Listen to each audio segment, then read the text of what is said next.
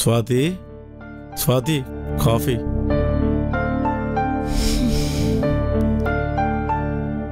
Thank you. Tiffin పరిస్థితి ఏంటి? రాత్రి మిగిలిన ఇడ్లీలు ఉన్నాయి కదా, అవి డస్ట్బిన్లో పడేశానుగా. వాటినే తీసి శుభ్రంగా కడిగి తాలింపేసి ఇడ్లీలు బాగా పిసికేసి అందులో వేస్తే చక్కటి ఉప్మా తయారవుతుంది. కంపు కొడుతుంది ప్రసాద్. 5 నిమిషాలు ముక్కు మూసుకుంటే సరే, శుభ్రంగా కడుపు నిండిపోతుంది. నాకు దోశ కావాలి, బయటికి వెళ్ళి తీసుకురావా? బయట దోశలు తినకూడదు స్వాతి. ఎందుకు? వాడు పిండిని రుబ్బులో కలుపుతున్నప్పుడే మోచేతి వరకు ముంచి ఓ తిప్పుతాడు. ఇక్కడ దాకా ఉన్న చెమటంతా అందులోనే పడుతుంది. కలిపిన వాడు తిన్నగా ఉంటాడా అంటే అందులోనే దగ్గుతాడు. పబ్లిక్ టాయిలెట్ క్లీన్ చేసిన చీపురుతోనే తన మీద దూతాడు. గిన్నెలో రుబ్బు తీసుకుని అమరశిల్పి జక్కనలాగా వృత్తాకారాలు గీస్తుంటాడు. ఇంకా అక్కడ మొదలవుద్ది. కారం దోశ, మసాలా దోశ, ఉప్మా దోశ, రవ దోశ, పన్నీర్ దోశ, పేపర్ దోశ, ఆడి పిండా కూడా దోశని భిక్షం ఎత్తుకునే వాళ్ళ ప్లేట్లు పట్టుకుని వాడి చుట్టూ నిలబడతారు. వాడు దక్షిణామూర్తి. మరి శుచి శుభ్రం లేని దోశలు తింటే రోగాలు రుష్టులు వస్తాయి స్వాతి. పొరపాటున బయటికి వెళ్ళి దోశ తీసుకురమ్మన్నాను చూడు, నాది తప్పు. ఆఖరికి కుళ్ళుపైన ఇడ్లీని కూడా సెంటు కొట్టుకొని తింటావు, కానీ బయటికి వెళ్ళి ₹1 ఖర్చు పెట్టావు కదా.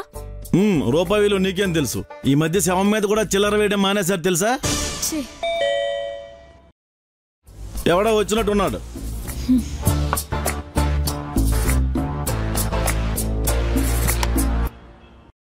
ఎవరండి? నమస్తే మేడం, నేను ఇన్సూరెన్స్ ఏజెంట్ని. మీరు ఈ ఇంటి గురించి తెలిసే వచ్చారా? అందరు ఇలా అంటారంటే దెయ్యాల కొంప ఏంటిది? మేడం, మీరు ఒక్కసారి మా పాలసీ గురించి విన్నారంటే. మీరు నా ముందు ఎంత గొంతు చించుకున్న టైం వేస్ట్ అండి. ఎవరు స్వాతి? ఎవరో ఇన్సూరెన్స్ ఏజెంట్ అంట. సరే లోపలికి రమ్మను. సరే, మీరు లోపలికి రండి. Okay madam.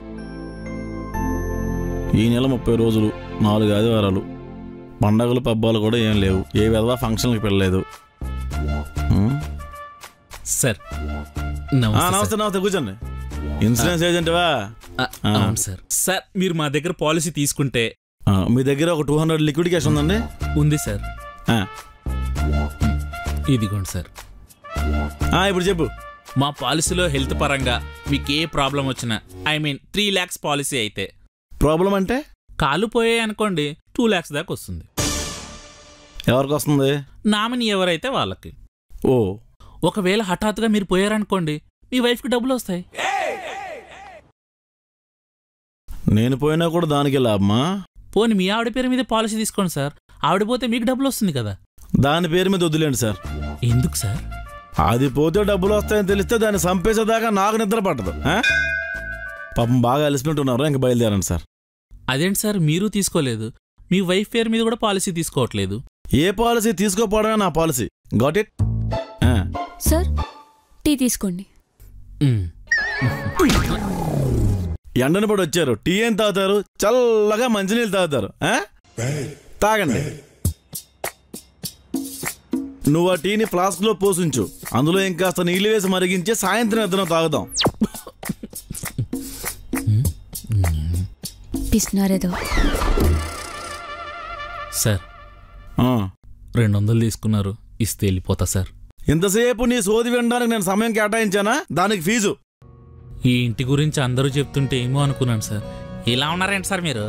నేను కూడా అందరిలాంటి మనిషినే, కాకపోతే మనీ ఉంటేనే షీ పక్కన ఉంటుందని నమ్మే జాతికి చెందిన వ్యక్తిని నేను. సార్, ఓ 100 ఇవ్వండి సార్, పెట్రోల్ కొట్టించాలి. సర్లే, సాయంత్రం వరకు ఈ వీధిలో తిరుగుతూ ఉండు. అప్పుడు ఇస్తారా సార్? ప్లాస్టిక్ బాటిల్ ఇస్తాను. ఈ వీధిలోనే ఎవడో రోడ్డుకి అడ్డంగా బండి పార్క్ చేసి ఉంటాడు, అందులో 1 లీటర్ పెట్రోల్ నొక్కే. నీ పని పూర్తయ్యాక బాటిల్ శుభ్రంగా కడిగేసి తీసుకొచ్చి ఇచ్చేయి. ఇంటి ముందు వదిలేసిన షూ కుక్కెత్తికి వెళ్ళిపోయినా ఇంత ఫీల్ అవ్వలేదు సార్ నేను. చిచ్చి. వెళ్ళు.